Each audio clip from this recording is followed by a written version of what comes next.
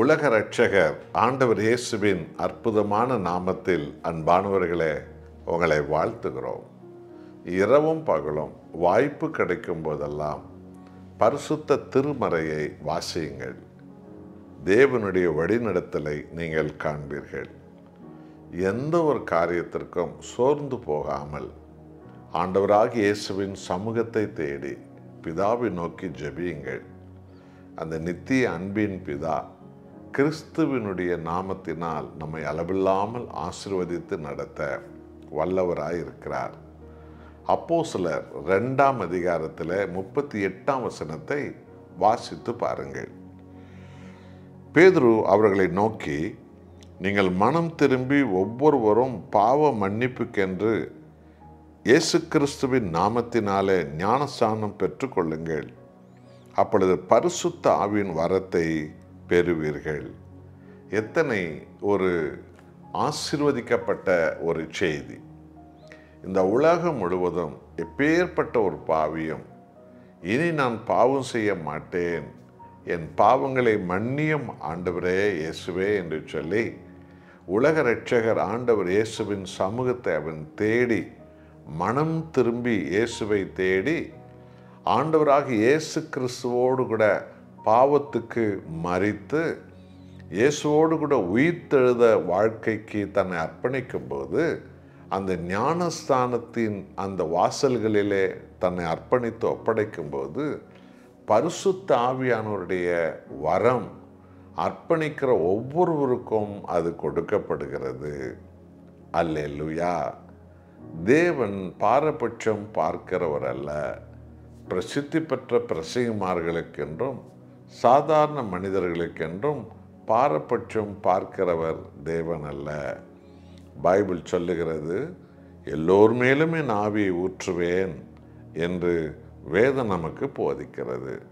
பார்த்தீர்களா, தேவனிடத்தில் பாரபட்சம் என்பதே கிடையாது. அதோடு மாத்திரமல்ல, ஆண்டவர் இயேசுவை தேடி வந்த அத்தனை ஆயிரம் பேருக்கும் கர்த்தராகிய இயேசு கிறிஸ்து திருப்தியாக உணவளித்தார் என்று வேதம் நமக்கு போதிக்கிறது. தேவன் பாரபட்சம் பார்க்கிறவர் அல்ல. அவருடைய ரட்சிப்பை தேவன் இலவசமாக எல்லோருக்கும் கொடுத்திருக்கிறார். தேவன் பாரபட்சம் பார்க்கிறவர் அல்ல. 1 தீமோத்தேயு 2ஆம் அதிகாரம் 4ஆம் வசனம் சொல்கிறது, எல்லா ஜனங்களும் ரட்சிக்கப்படவும் எல்லோரும் சத்தியத்தை அறியவும் தேவன் சித்தமுள்ளவராயிருக்கிறார் என்று. பார்த்தீங்களா, எல்லாருக்கும் ரட்சிப்பு ஆண்டவராக இயேசு கிறிஸ்து வழியாய் இலவசமாய் கொடுக்கப்படுகிறது. தேவன் பாரபட்சம் பார்க்கிறவர் அல்ல. ஆகவே பாவத்தை விட்டு மனம் திரும்பி உண்மையான மூழ்கிய ஞானஸ்நானம் பெற்றுக்கொண்டவர்கள் மேல் பரிசுத்த ஆவியினுடைய வரங்கள் ஊற்றப்படுகிறது. அதை பெற்றுக்கொள்ளவே நாம் அழைக்கப்பட்டிருக்கிறோம்.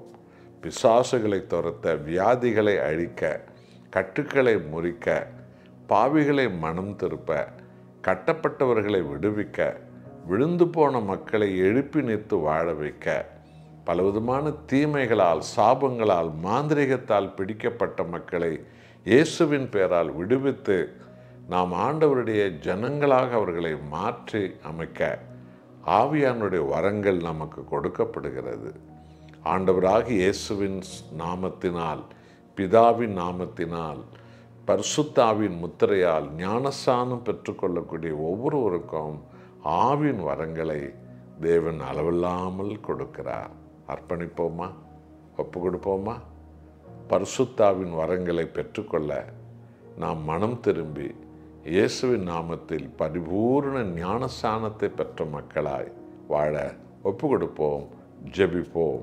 அன்பின் பிதாவே, மனம் திரும்பும் எந்த ஒரு பாவியும் ஆண்டவராக இயேசுவை இரட்சகராக மீட்பராக ஏற்றுக்கொண்ட ஞானஸ்நானத்தை பெற்றுக்கொள்ளும் போது பரிசுத்தாவின் வரங்களை எந்த நிபந்தனை இல்லாமல் எல்லோருக்கும் நீர் அளவில்லாமல் கொடுக்கிறீர்.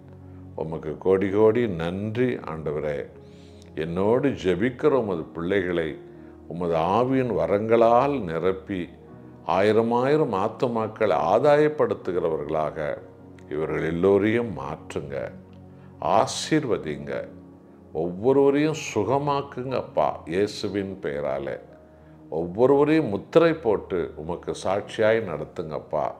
இயேசுவின் நாமத்தில் பிதாவே, ஆமென்.